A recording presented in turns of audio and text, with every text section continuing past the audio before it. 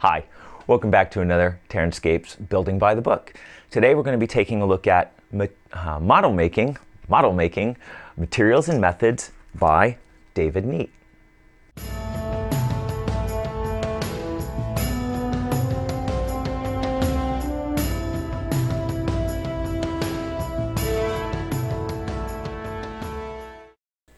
So here we see model making, materials and methods. It's by David Neat.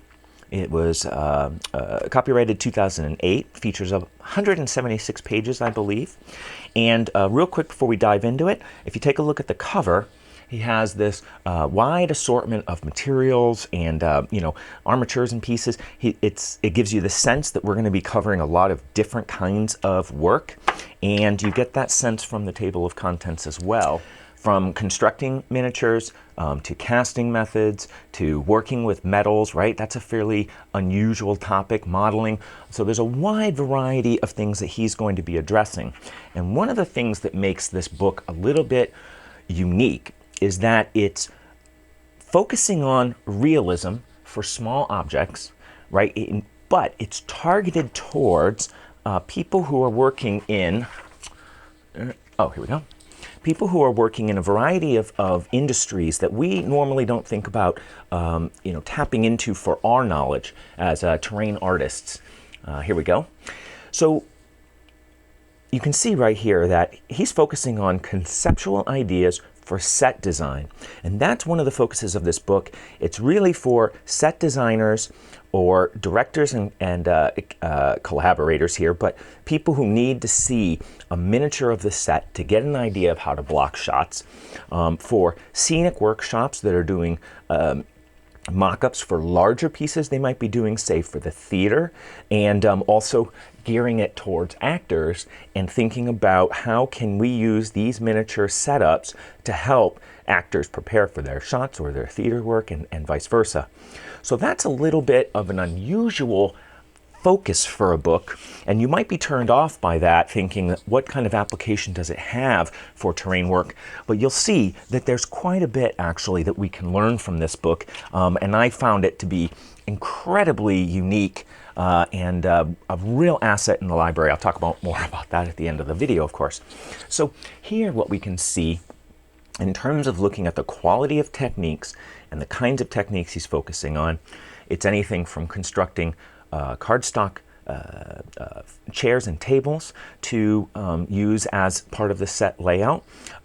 Also styrene, and using styrene to create complicated architectural details for more elaborate set designs. I love that. I think that looks great. That's something I'd like to do a little bit more of in my own work. We can also see here that he's showing some of those pieces that he's created in a more of a thought of how you would lay out a theater set in miniature. And again, you might say, well, what kind of application can I glean from this? But if you're looking at these shutters, these are wonderfully detailed shutters made from cardstock, which would be very effective in a variety of terrain projects. And of course, making these sorts of archways and doorways, you can see a lot of application there. Let's see here. He also does a wonderful overview of casting. So he's talking about using masters that he's made, making a mold box, using silicone rubbers to make the molds, and also here he shows the casting of it and how he works with the resin in the rubber, and as well the final pieces that he has cast out of it. So this is a really good basic overview for anybody who's unfamiliar with mold making and casting. As another example of the variety of techniques the book demonstrates, here we see he's making a brass bed, and he's using brass rods, showing how he lays it out on a template, and then also discusses how he solders the brass pieces together and to create this wonderful little frame. He uses brass in a variety of places in the book, and here he even gives a little discussion about why, whoa, that's an unusual cat. That's unusual.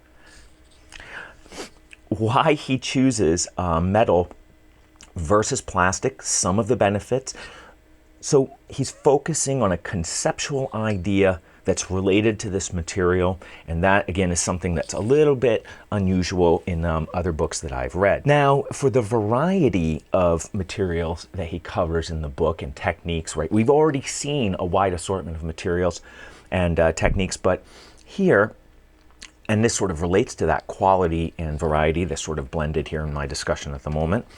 He has made a sort of inlaid floor and made a very nice detailed wooden wall set with, of course, tables and giving you some sense of perspective. He discusses this in the sense of what are the proper woods chosen to make some of these different effects. What is a good choice of wood for grain? What's a good choice of wood for cutting, for staining? And that is an overview that a cat. It's been a long time since that's happened. It makes me happy.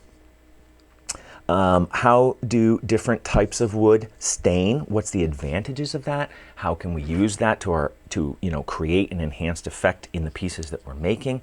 So, like I said, a really big, broad swath of the kinds of techniques and materials that can be applied to this kind of work.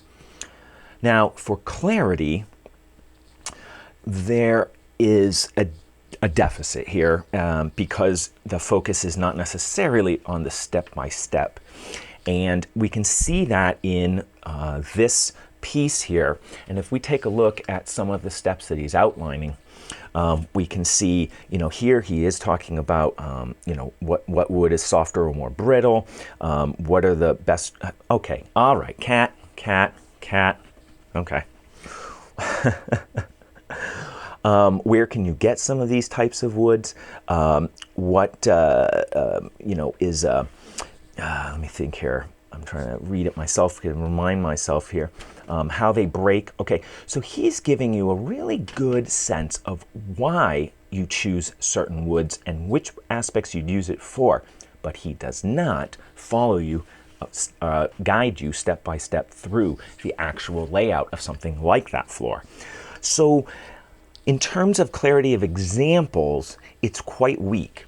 But in terms of clarity of conceptual ideas, it's incredibly broad and deep. So it takes a different tangent than what we traditionally look for in a terrain how-to book. For photos, in particular of finished work, he gives some really amazing examples. Here he's got this wonderful leather couch that he's made. I just think that couch, wait a minute, that deserves a close cam look. That couch and that little chair are just fantastic. He's created this faux leather effect that I think is really effective, but he, of course, doesn't describe in detail how he made that, but more gives you some tips and ideas, cat. So here, he's showing you a picture of a real flint rock wall, which is some kind of texture I've never seen before, very interesting. And then he's also showing you the effect that he has achieved, and then discusses, I'm going backwards in it, of course, discusses a little bit about how he created that effect.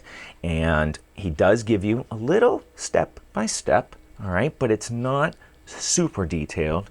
But it is nice to see there are some examples, although there are not many, of a real life example he's trying to target.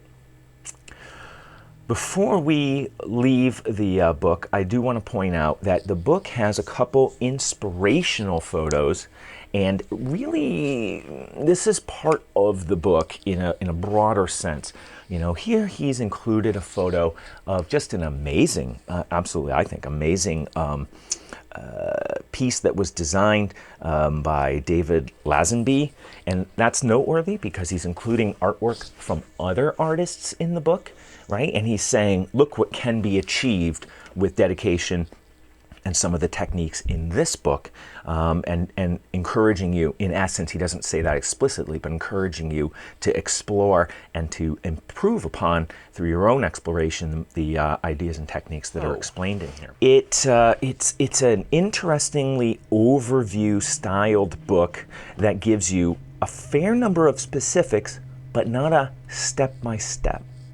Lastly, I just wanted to point out that he has a directory of materials, and this is interesting because now he's talking about each of these materials in some detail and what are the types of properties they have, what would be things to consider if you're going to work with them, what types of applications they would have, and here he's going into an overview of mold making materials. So this is a very nice resource about what can I use and where would I use it in terms of the different aspects of a project. Milliput, latex, clay, green stuff.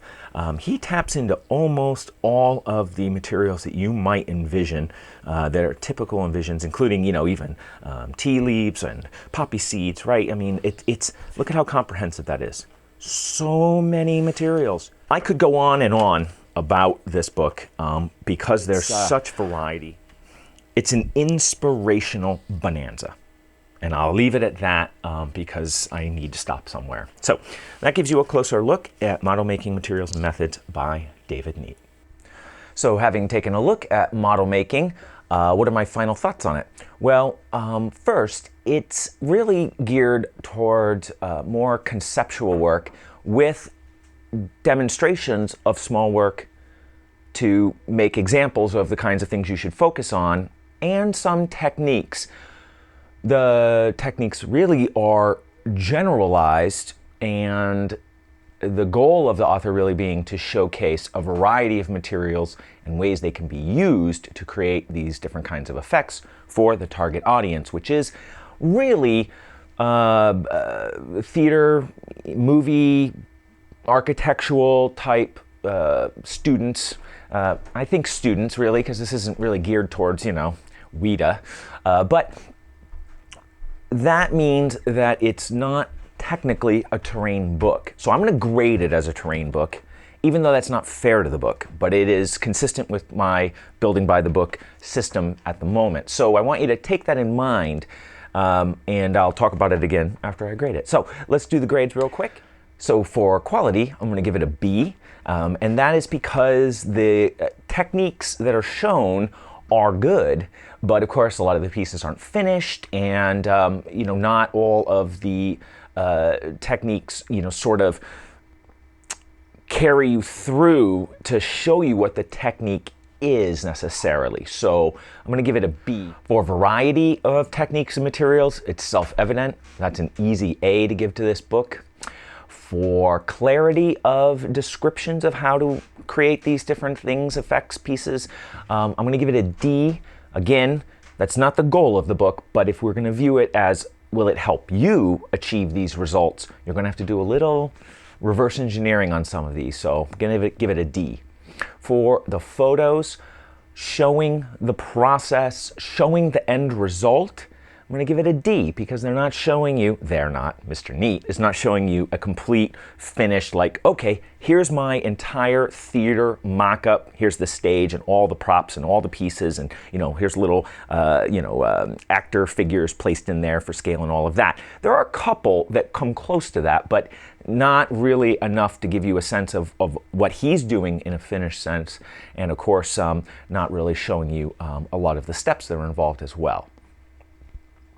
For price versus value, the price of this book is currently $12.50 on the Kindle version and $33.50 in the hardback. And I think, in my opinion, for the diversity of materials that it has, as well as the types of effects that can be created with some of those materials, it is a B. And partly that's because there's just so much content. It's staggering. It's just chock full of ideas. So I'm going to give that a B. And I'm going to give it a quarter credit bump for, there are a few photos showing you sort of real world examples and what can be achieved in the, sort of the miniature world. He has a big focus on wood actually in it, and different kinds of wood effects and staining them. So it's there, but it's not really full blown, and there are not lots of real world. So that's grading it as a book marketed towards terrain artists. I guess the next question a little bit is, what's the target audience in terms of skill level? And I would put this at the medium to advanced, not because the techniques, again for terrain, not because the techniques are difficult per se, but these are not the techniques you should be working on as a beginner, right? These are sort of a different scale of thinking about terrain and dioramas. But if you have experience making dioramas, or you've been working on interiors of buildings, say for role playing, and you're curious about how to make chairs and how to make sofas and things like that, it will give you a plethora of ideas. And so, you know, take that as the consideration for whether this book is appropriate for you. I don't think if you're just starting out in terrain, this is not the book to start at. But for me, it is a must-have in my library, because when I got this book, my mind just exploded. I'm flipping through the first chapter and I'm just thinking, oh my God, oh my God. Ideas are just welling up, new techniques, new materials, new concepts, just blowing away. So if you are in the terrain business, for all you out there, custom terrain and Dream Spirit War and, oh gosh, I'm gonna forget people, and so don't be offended. I'm doing this off the top of my head, it's not on the script. All of you guys, you know who you are. I think it's a must-have. So take that as my personal opinion. It's fabulous. I'm gonna put a link in the description down below to where you can buy it on Amazon, and I did put a review on Amazon from myself talking about the book. So if you're interested in seeing a different kind of review, go check that out.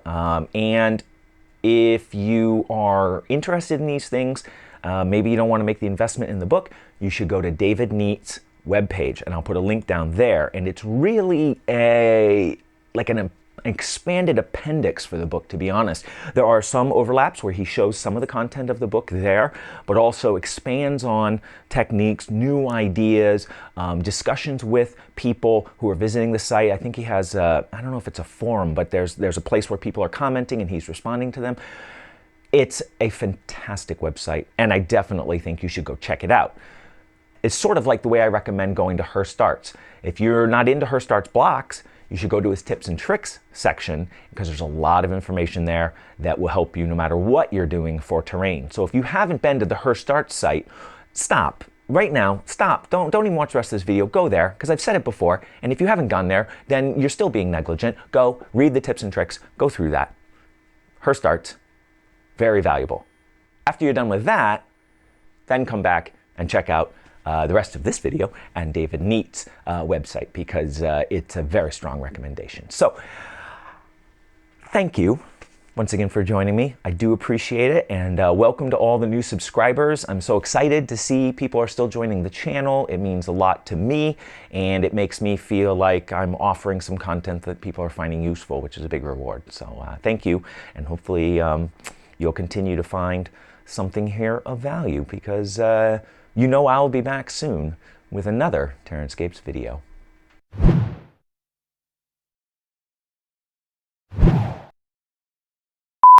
These tabs are out of order. Why are these tabs out of order? Oh, I guess they're not. Okay.